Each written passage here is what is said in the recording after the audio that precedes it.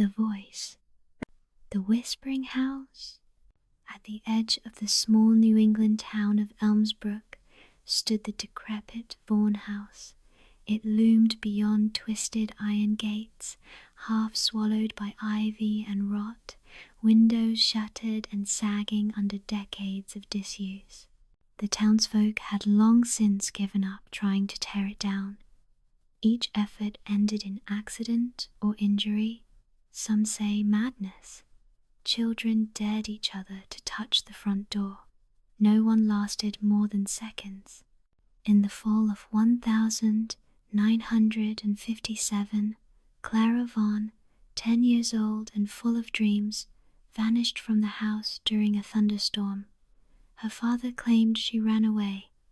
Her mother, Agnes, hung herself 2 weeks later. Since then, the house had remained sealed, haunted, or so they said. Locals called the lingering spirit within the Lady in Black. Arrival. Sarah Morrow, a pragmatic journalist from Boston, arrived in Elmsbrook chasing what she assumed would be another small-town ghost story. She'd made a career out of investigating the paranormal and exposing the truth behind hoaxes. Her articles had earned her both praise and ire, especially among true believers. To Sarah, fear was often born of grief and ignorance. At the Rose Thistle Inn, she was greeted by the keeper, Judith Grant, a severe woman in her 60s. Judith eyed Sarah's notepad with a tight smile. "Vaughan House, huh?" Sarah nodded, just gathering material. "You'll find more than you bargain for if you're not careful." Sarah smiled politely. That's what they always say. Local law. The next day, Sarah made her rounds. She interviewed Margie Dawson, the town's postmistress, who still remembered the events of 1957. Agnes was fragile but kind, always smiled when she brought Clara to fetch letters. Her husband, Edward, well, he was a different story. Stern, angry. Something broke in him after the war. Sarah jotted notes. "You ever see the Lady in Black?" Margie hesitated. "No, but I heard her crying in the trees, and once, on my porch, there were wet footprints in the shape of bare feet, no rain, and a knock. 3 soft knocks, just after midnight." Sarah raised an eyebrow. "You're sure it wasn't kids? That knock wasn't made by flesh and blood. You feel it in your bones, and she calls your name." First encounter. That night, armed with a flashlight, camera, and recorder, Sarah entered Vaughan House. The front door creaked open with unnatural ease. Inside, the air was thick, stagnant, and laced with mildew. She moved slowly through the decaying rooms. Every step stirred dust and memories. Cobwebs clung to her coat. Her flashlight revealed peeling wallpaper, shattered picture frames, and furniture frozen mid-collapse. From upstairs came a thump. She paused. "Probably a raccoon," she whispered. Another thump, louder, then a dragging sound. She aimed her flashlight up the staircase. Nothing, yet the temperature dropped sharply. Her breath fogged. She stepped forward. Click. Her camera fired on its own. A split-second flash caught the silhouette of a woman at the top of the stairs.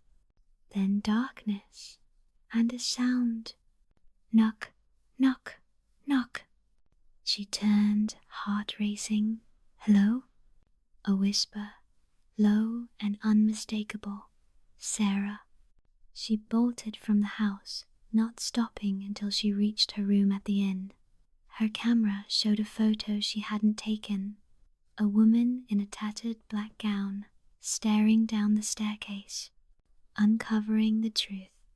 Determined, Sarah returned to the library. She poured through town archives and found old police reports, letters, and death notices. Agnes Vaughan had tried to report Edward's abuse several times, but no one believed her. Clara was often kept home from school for illness. Edward had been a military officer, strict and proud. He considered emotion a weakness. Rumors suggested he locked Clara in the attic as punishment. After her disappearance, he left Elmsbrook and died alone in a VA hospital. Sarah also discovered Agnes left behind a diary, now in the possession of local historian William Harrow. Harrow's history. William Harrow lived in a cluttered Victorian filled with books. A slight, bearded man in his 70s, he welcomed Sarah with a mixture of curiosity and sadness. "You're not the first to try to explain away this town's sorrow," he said. He handed her Agnes's diary. The entries painted a clear picture. Agnes feared for Clara, begged Edward to stop. In one entry dated a week before Clara vanished, she wrote, "He says locking her away will teach her obedience. He calls it discipline. I call it torment. I fear he has gone too far." The final entry was smeared with ink and desperation. She cries at night. He doesn't let her out. I can't get to her. I hear her calling me. Oh God, forgive me. Sarah's hands trembled. Return to the house. That night, Sarah returned. The air was heavier. The floor groaned under her step. She moved to the attic staircase. The door was shut. She pressed her ear to it, soft, crying. "Clara?" she whispered. The crying stopped. Then, knock, knock, knock. The door creaked open. She climbed into the attic.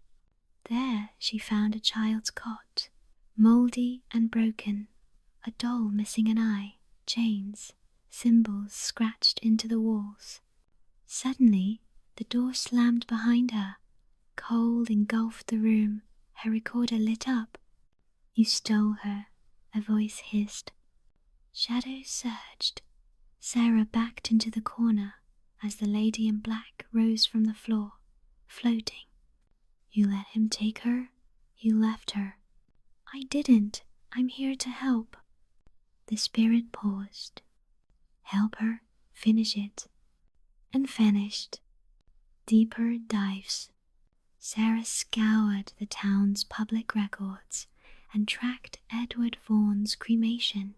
His ashes had been stored in an unclaimed lot at the county archive facility. She secured permission to retrieve them and brought them to Vaughan House. She set up candles in the attic, placed the urn in the center, and surrounded it with a ring of rose petals, Agnes's favorite. The reckoning. At midnight, the house groaned. Wind screamed through the rafters. The attic door burst open. The lady in black emerged. Sarah stood her ground.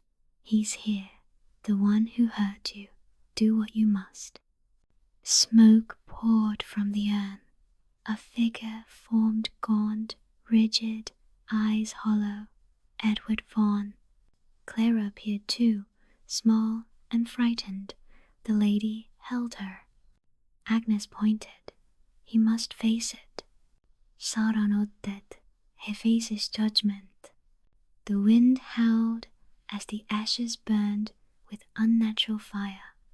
Edward screamed, pulled downward by unseen forces. Agnes held Clara close. "You are free," she whispered. With a final kiss to Clara's forehead, the spirits vanished in a shower of light. Epilogue. The next morning, Sarah stood outside the now silent house.